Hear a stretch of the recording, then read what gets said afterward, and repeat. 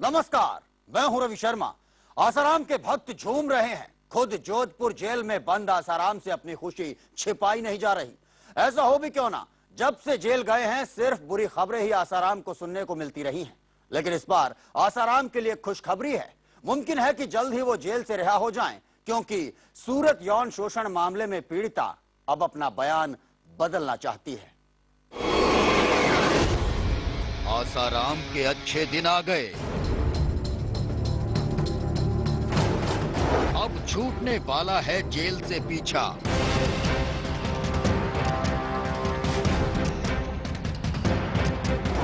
मुमकिन है आसाराम की रिहाई।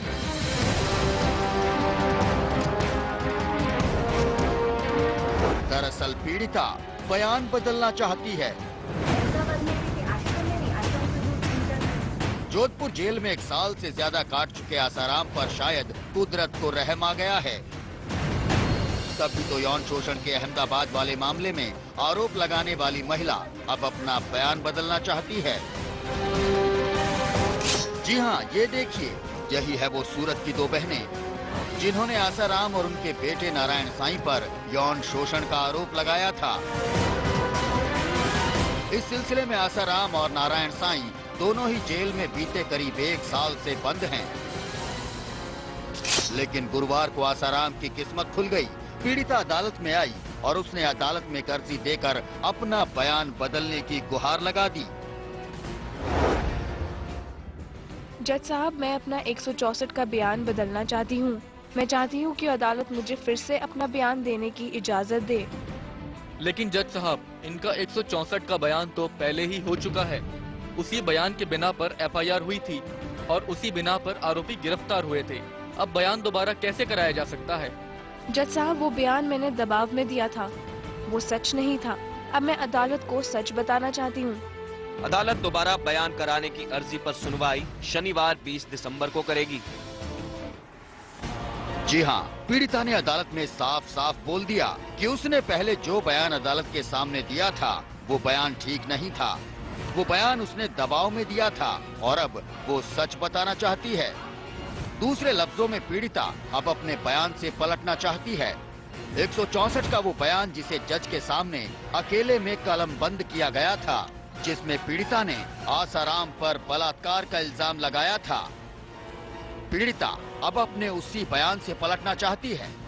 वही पीड़िता अब कहती है कि वो बयान तो उसने दबाव और डर के चलते दिया था। यकीनन ये आसाराम के लिए बेहद अच्छी खबर है। बहुचर्चित सूरत आसाराम यौन उत्पीड़न मामले में एक नया नाट्यात्मक मोड़ आया है, जहां इस केस की पीड़िता बहनों ने गांधीनगर कोर्ट में एक नई अर्जी दाखिल की है और उस अर्जी में ये कहा गया है कि वो अपना बयान 164 के तहत दोबारा गांधीनगर कोर्ट में दर्ज कराना चाहती हैं। दोनों बहनों का कहना ये है कि उन्होंने जब जो बयान दिया था तत्कालीन समय में वो भय और डर के कारण दिया था और अब वो दोबारा गांधीनगर कोर्ट में बयान दर्ज करा के सच सामने लाना चाहती हैं। इसके बाद कोर्ट में फैसला इसको लेकर सुरक्षित रख लिया गया। यानी शनिवार को अदालत ये तय करेगी कि पीड़िता दोबारा अपना बयान दर्ज करा सकती है या नहीं। अदालत का फैसला जो भी हो, पीड़िता के रुख से ये तो साफ ही कर दिया कि इस मामले में अब पुलिस का केस कितना मजबूत रह गया है। जाहिर तौर पर इसका फायदा आसाराम को होगा।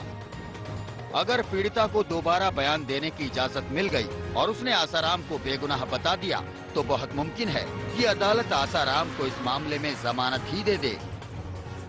बहरहाल जो भी हो, ऐसा लग रहा है कि आसाराम के दिन अब जल्द ही बदलने वाले हैं। अहमदाबाद से अरविंद शर्मा के साथ ब्यूरो रिपोर्ट, इंडिया न्यूज।